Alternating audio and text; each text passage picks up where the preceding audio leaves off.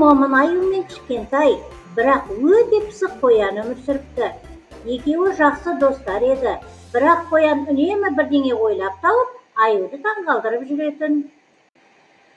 Бір күні қоян аюға келіп: «Аю аға, сіздің балдарыңыз көп қой, маған да бір аздап беріңізші», деді. Аю ойланып: «Қоянжан, сен балды не істейсің? Сен тек сәбіз жейсің ғой», дейді. Қоян күлімсіреп: «Балды жеп көргім келеді, мүмкін сәбізді балға малып жесем тәтті болар».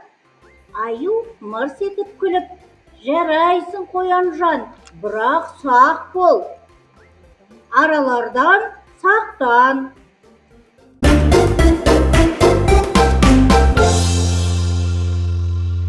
Қоян қуанып балды алды.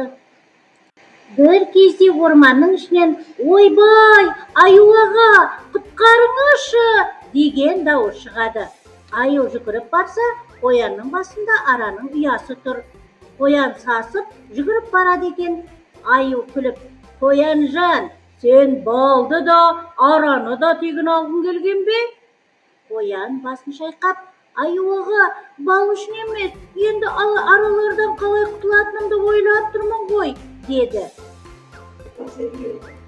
Аю қоянды суға апарып жуындырады. Содан бері қоян балды тек аюдың жанында жейтін болыпты. Қымбатты балалар, бұдан шығатын түйін: досыңды қиындықта тастама, ал ойланып істеген іс әрқашан жақсылыққа бастайды.